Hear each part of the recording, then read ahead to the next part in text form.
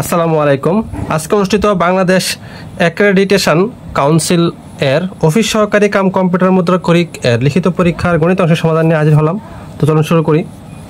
একটি দ্রব্য 576 টাকায় ক্রয় করে 490 টাকায় বিক্রয় করলে শতকরা কত লাভ বা ক্ষতি হয়? তাহলে এত টাকায় ক্রয় করে এত টাকায় বিক্রি, তার মানে দেখা যাচ্ছে ক্ষতি হয়েছে। তাহলে সুতরাং ক্ষতি হচ্ছে কত? 576 হচ্ছে আমার ক্রয় মূল্য, বিয়োগ হচ্ছে আমার 490 বিক্রয় মূল্য, তাহলে এত টাকা। তাহলে কত টাকা ক্ষতি হয়েছে? এখানে 10 আর 76 কত হয়েছে? 86 টাকা আমার ক্ষতি হয়েছে।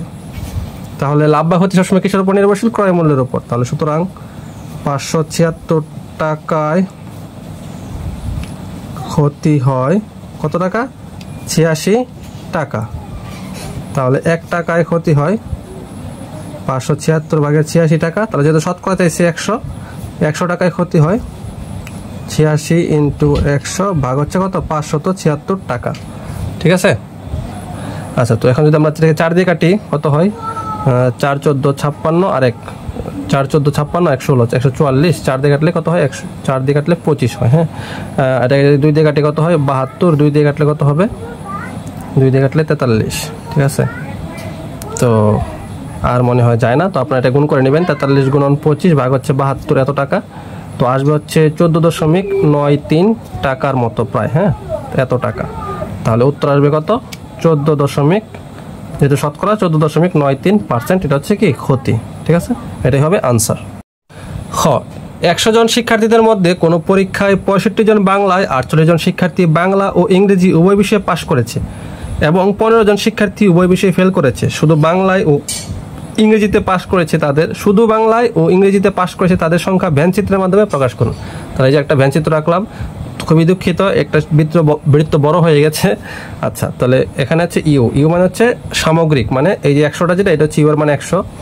হ্যাঁ, তো এটা ধরে আমার হচ্ছে বি মানে বাংলা, এটা হচ্ছে ই ইংলিশ। ঠিক আছে। আর এটা হচ্ছে কি এই মাঝখানে যে জায়গাটা, এটা হবে বি ইন্টারসেকশন ই, মানে এটা হচ্ছে উভয় বিষয়টা। হ্যাঁ, আর যেটা ফেল থাকবে হচ্ছে এফ মনে করেন। ঠিক আছে, এটা হচ্ছে বাংলাতে আছে কত? 65। এই যে ইউ যেটা, এটা হবে 100। হ্যাঁ, আর ই এর মানটা আমার বের করতে হবে। আর বি ইন্টারসেক্ট ই, এটা দেওয়া আছে কত? 48 জন উভয় বিষয়ে পাশ করেছে, এটা হচ্ছে 48।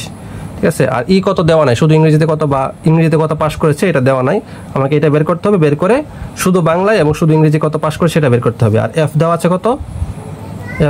15। ঠিক আছে। তাহলে এখানে ইউ ইকুয়াল টু হচ্ছে 100, মানে মোট শিক্ষার্থী। হ্যাঁ, তো বাংলায় পাস 65। ঠিক আছে। উভয় বিষয়ে বি এত হচ্ছে কত? 48। ঠিক আছে। উভয় বিষয়ে ফেল আছে কত? 15। ঠিক আছে। তাহলে সুতরাং আমার চাইছি কি শুধু বাংলায় পাস, তাহলে শুধু বাংলায় পাস করেছে, সমান হচ্ছে কত হবে? এই যে 100 তো না, বাংলাতে পাস হচ্ছে 65। হ্যাঁ, তার থেকে উভয় বিষয়ে পাস, তার মানে উভয় বিষয়ে পাস মানে কি এখানে ইংরেজির পাসও আছে, এখানে কিসের পাসও আছে? ইংরেজির পাসও আছে। তাহলে শুধু বাংলায় পাস করেছে 65 বিয়োগ হচ্ছে যে উভয় বিষয় যেটা, এটা বাদ দিতে হবে। তাহলে হচ্ছে কত? 65 বিয়োগ 48 হচ্ছে কত জন? 17 জন। আচ্ছা, তাহলে এখন শুধু ইংরেজিতে পাস করেছে, তাহলে শুধু ইংরেজিতে পাস হবে এই যে 100। টোটালটা থেকে বাদ দিতে হবে কি বাদ দিতে হবে?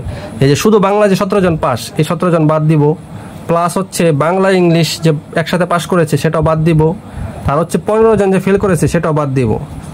এই এতজন, এই সবগুলো বাদ দিলে 17 জন তো বাংলায়, এটা তো ইংরেজির সাথে সম্পর্ক নাই, এই জন্য বাদ। বাংলা এবং ইংলিশ এখানে উভয়টা মিশ্রিত আছে, এই জন্য এটা বাদ। আর ফেল তো এরা তো ইংরেজিতে পাসই করতে পারে না, এই জন্য এগুলোও বাদ। তাহলে 100 বিয়োগ হচ্ছে 17 আর 15 32 আর 48 হচ্ছে 80। তাহলে হচ্ছে কত? 20 জন। তাহলে উত্তর হচ্ছে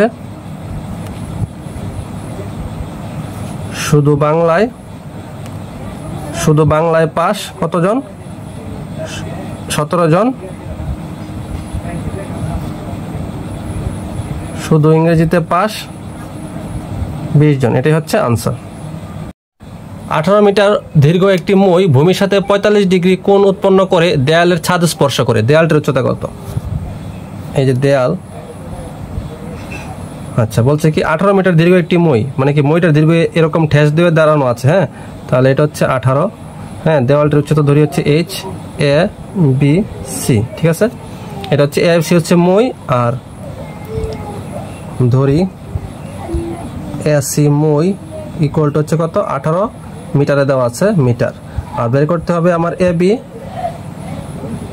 দেয়াল ইকুয়াল টু হচ্ছে এইচ মিটার। হ্যাঁ, তাহলে এখান থেকে আমার দেওয়া হবে। আর বলছে কি 45 ডিগ্রি কোণ উৎপন্ন করে কিসের সাথে? মই ভূমির সাথে। এটা হচ্ছে ভূমি, এই যে ভূমির সাথে এখানে 45 ডিগ্রি কোণ উৎপন্ন করছে। আচ্ছা, তাহলে এখন ত্রিভুজ এ বি সি এ।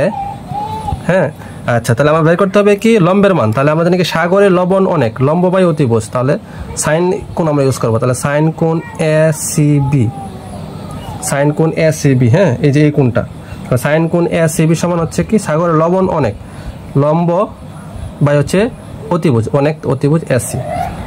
ঠিক আছে, তাহলে সাইন 45, আচ্ছা সাইন 45 ডিগ্রি ইকুয়াল টু হচ্ছে কত, এ বির মান হচ্ছে কত এইচ, আর এ সির মান কত 18। হ্যাঁ, ইংলিশে নিয়ে নিলাম। আচ্ছা, সাইন 45 আমরা জানি 1/√2 ইকুয়াল টু হচ্ছে এইচ বাই 18। তাহলে আর গুণন করলে √2h ইকুয়াল টু হচ্ছে 18, বা h ইকুয়াল টু হচ্ছে 18/√2। তাহলে আপনারা এটা ভাগ করে দেখবেন √2 দ্বারা, √2 মান দ্বারা ভাগ করে দেখবেন, আসবে হচ্ছে কত 12.73 মিটার প্রায়। এটাই হচ্ছে answer. a square minus √3a plus 1 equal to 0 হয়, তবে a কিউব প্লাস 1/a কিউবের মান কত? আচ্ছা, তো আমরা এটা নিয়ে কাজ করবো প্রথমে। তাহলে a স্কোয়ার প্লাস 1টা এই পাশে রাখবো, আর মাইনাস √3টা ওই পাশে নিলে প্লাসের √3a হয়ে যাবে। তাহলে এখন উভয় পক্ষকে আমরা কি করে দেবো, a দ্বারা ভাগ করে দিব। তাহলে a দ্বারা ভাগ করলে এখানে কি থাকবে, a দ্বারা স্কোয়ারকে ভাগ করলে a plus 1/a equal to হচ্ছে এই a কাটা এই যে √3। ঠিক আছে, তাহলে a প্লাস 1/a এর মান পাইলাম কত আমি √3। তাহলে সুতরাং a cube plus 1/a cube সমান হচ্ছে a প্লাস b তার whole cube minus 3ab into a plus b। তাহলে এটার মান হচ্ছে √3 কিউব মাইনাস এটা কাটা যাবে 3 ইন্টু √3 এটার মান। তাহলে √3 কিউব মানে হচ্ছে 3√3 মাইনাস হচ্ছে 3√3 ইকুয়াল টু হচ্ছে 0। এটাই হচ্ছে আনসার।